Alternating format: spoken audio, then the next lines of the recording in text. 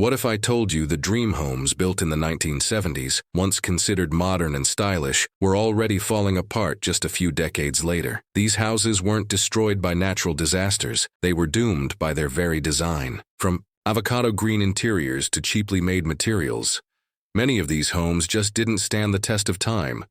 But why exactly did the homes of the 1970s fail so quickly? Let's rewind the clock and uncover the hidden reasons. The 1970s were a fascinating time in American life. Disco music filled the airwaves, bell-bottoms were everywhere, and homeownership was a golden dream. Developers raced to build suburban houses at lightning speed to meet demand. Families were promised cutting-edge design and modern convenience at affordable prices. But beneath the shaggy carpets and wood-paneled walls, trouble was brewing. Many 1970s homes were ticking time bombs of poor craftsmanship, questionable materials, and short-lived trends. Today, they're remembered as some of the fastest-aging houses in modern American history. So why did they fail so quickly? Let's step inside. The first reason was sheer speed. By the 1970s, America faced a massive housing demand. Baby boomers were growing up, moving out, and starting families. Developers cut corners to build fast and cheap. Instead of solid hardwood floors, you got vinyl tiles and particleboard. Instead of sturdy brick exteriors, you got thin siding and aluminum. Builders weren't thinking about homes lasting 100 years. They were thinking about meeting quotas. Did you know?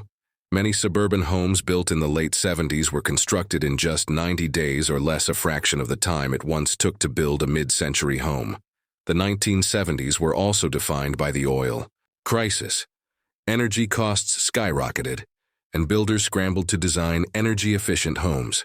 But instead of innovation, what we got was poor insulation, drafty windows, and funky experiments like earth-sheltered homes and solar panels that barely worked. These attempts often made homes uncomfortable, dark, or even unsafe. And because builders were still learning how to adapt, many of these solutions didn't age well at all.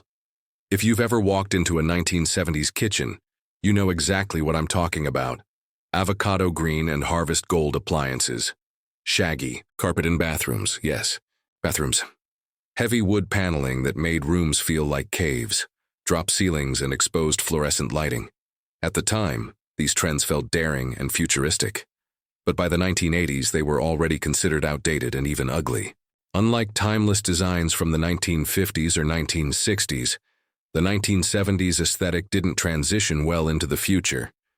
Would you believe that some homeowners in the 70s actually carpeted their kitchens? Imagine spaghetti night with that cleanup. Here's the hard truth. The 1970s introduced some of the cheapest building materials we'd ever seen. Hollow core doors instead of solid wood. Popcorn ceilings not only unattractive but also containing asbestos in many cases. Aluminum wiring, which later proved to be a fire hazard. Particleboard cabinets that warped with just a little water. Instead of building homes to last generations, the focus was on affordability and appearances. Decades later, many of these homes required costly renovations or were torn down altogether. Another reason these homes struggled is where they were built. The 1970s were peak suburban expansion.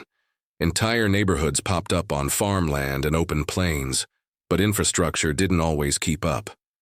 Poor drainage led to flooding, thin foundations cracked easily, and homes built in cookie-cutter fashion meant neighborhoods lacked character. By the 1990s, many of these subdivisions looked dated and neglected. Looking back, one of the most shocking aspects of 1970s homes is the use of hazardous materials. Asbestos in insulation and ceilings, lead-based paint still lingering on walls, aluminum wiring, as mentioned, linked to house fires. At the time, these issues weren't fully understood.